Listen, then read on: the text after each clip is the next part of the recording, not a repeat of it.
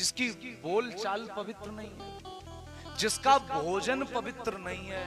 एक बात मैं कहूं आप सबसे, धर्म अगर प्रारंभ होगा, ध्यान देना आप सब लोग, जितने भी सत्संगी जन हैं, जितने भी भजन करने वाले भक्त यहां बैठे हैं, वो विशेष करके ध्यान देवें, जो सत्संगी जन हैं। अगर आपके जीवन में धर्म प्रारंभ होगा तो आपकी रसोई से होगा। अगर रसोई पवित्र नहीं है तो आपके विचार कभी जीवन में पवित्र हो ही नहीं सकते, कभी पवित्र नहीं हो सकते। अगर रसोई अपवित्र है, आप कैसा भोजन कर रहे हो? आपकी रसोई में जो पक रहा है, जो बन रहा है, क्या वो किसी को पीड़ा दे करके तो नहीं आया? किसी को आंसू दे करके तो नहीं आया? किसी को दुख दे करके तो नहीं आया? किसी को सता करके, किसी को डरा करके, कहीं उस अन्न में या उस धन में किसी की बददुआ तो नहीं छुपी है? बनाने वाले के हाथ पवित्र हैं या नहीं? वो बर्तन पवित्र हैं या नहीं जिसमें तुम भोजन कर रहे हो या पका रहे हो? क्या उनमें कभी पहले मांस तो नहीं पका? कई बार लोग ऐसा कहते हैं, अरे भैया हम तो व्रत कर रहे हैं नवरात्रे के, व्रत कर रहे हैं नवरात्रे के, या सोमवार मंगलवार। लेकिन कई बार मैंने देखा है भोजनालयों में व्रत वाली थाली मिलती है तो लोग वहां खाते हैं जाकर के थाली, वही थाली, वही गंदे बर्तन, वही गंदे कारीगर, साल भर जिनमें मांस पकता है महाराज, वही कारीगर जो साल भर मांस पकाते हैं, वही नवरात्रि में आप सबके लिए व्रत वाली थाली तैयार करते हैं उसी बर्तन में। कहां से आपकी भक्ति चलेगी? कहां से आपका भाव टिकेगा महाराज? निवेदन करूं आप सबसे, आप अगर अपने भाव को अच्छा रखना चाहते हैं, अपने विचारों को अच्छा रखना चाहते हैं, आप चाहते हैं कि हमारे सत्संग में, हमारे भजन में कोई बाधा ना आए, हमारे विचार शुद्ध रहें, इसके लिए आपको चाहिए कि आप जो भोजन कर रहे हो वो पवित्र होना चाहिए। हमारे बड़े बूढ़े कहते हैं ना, जैसा खाओगे अन्न वैसा होगा मन, जैसा पियोगे पानी वैसी होगी वाणी। आए गए हो? कर लो सही जल्दी से, डिस्टर्ब नहीं हो गए। तो मैं निवेदन ये कर रहा था, जिसके विचार पवित्र नहीं है, जिसकी बोलवाणी पवित्र नहीं है, जिसका भोजन पवित्र नहीं है, जिसका पहरावा पवित्र नहीं है। पहरावा से अर्थ ये है देवी और सज्जनों, आजकल पहनावा बिल्कुल बदलता जा रहा है। अंग प्रदर्शन का जमाना आ गया, हा? अंग प्रदर्शन का जमाना आ गया।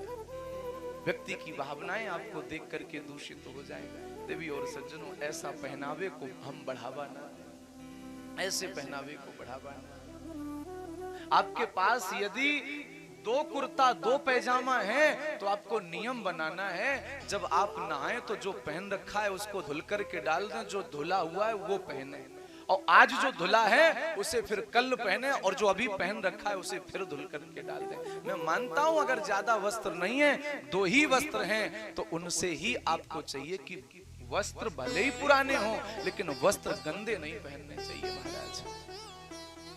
विशेष करके गृहिणियों को चाहिए वो अपने वस्त्रों को शुद्ध रखें। चाहिए तो सबको ही लगभग हर दूसरे तीसरे दिन आपके ओढ़ने की, आपके बिछाने के जो बेडशीट इत्यादि हैं, ओढ़ने के चादर इत्यादि हैं, वो धुलते रहने चाहिए महाराज। मंदिर की साफ सफाई का ध्यान रखें आप सब लोग। कई बार मैं देखता हूं कि मंदिर तो हम और आप बना लेते हैं अपने घर में छोटी सी अलमारी में, लेकिन उसमें मकड़ी जाला लगाए बैठी है। धूप बत्ती जला जला करके तुमने राख इकट्ठी कर ली आधा किलो कम से कम, लड्डू गोपाल उल्टे पड़े हैं बेचारे। ऐसे मंदिर बनाए हुए थे, कहा फायदा भैया। मैं एक बात कहूं, हो सकता है शायद आप सबको ना पचे, आपने मंदिर बनवाया, अगर सेवा नहीं कर पा रहे हो तो मंदिर बनवाने से भी पाप लगता है। अगर सेवा कर सकते हो तो मंदिर बनवाओ, नहीं तो जरूरी नहीं है। जो गांव में मंदिर है उसमें पूजा करो, नहीं आप वहां जा सकते, नहीं जाने का मन है तो घर में मंदिर बना लो छोटा सा। लोग पुतले खता के होते हैं, सारे इल्जाम खुदा पे होते हैं, बात तो सिर्फ नियत की है, वरना वक्त तो सारे दुआ के होते हैं। यदि आपका भाव सुंदर है तो आप कहीं भी बैठ करके सर्वत्र परमात्मा विद्यमान है। अगर मंदिर बनाया है तो उसमें साफ सफाई करनी चाहिए। ठाकुर जी को भोग भी लगे सुबह शाम महाराज, है? तो ये नियम हो। तो पहनावे की बात कर रहा था, पहनावे की बात करते करते मैं मंदिर तक पहुंच गया। साफ सफाई अपवित्रता की बात चल रही है। हम देखें कि हमारा संग कहीं अपवित्र तो नहीं है। संग कई बार ऐसा होता है, हम और आप संग ऐसा कर लेते हैं जिससे हम सबके विचारों में परिवर्तन आ जाता है। संग बहुत प्रबल है, इसीलिए हमेशा संग जांच पड़ताल करके करो कि जिनके साथ तुम रह रहे हो उनका आना जाना कैसा है, उनका उठना बैठना कहाँ है। और मैं तो कहता हूं दुनिया के लोगों के साथ रहना ही क्यों, कहाँ रहना है मैं बताऊं। अगर कभी भी आपको अपने घर के काम से, नौकरी से, पढ़ाई से फुर्सत मिले तो एक काम करना, अगर एक दिन में 1 घंटे का भी समय है तो कहाँ बैठना है, किसका संग करना है, मैं बता रहा हूं। संतन के संग लाग रे ओ तेरी अच्छी बने। आहा।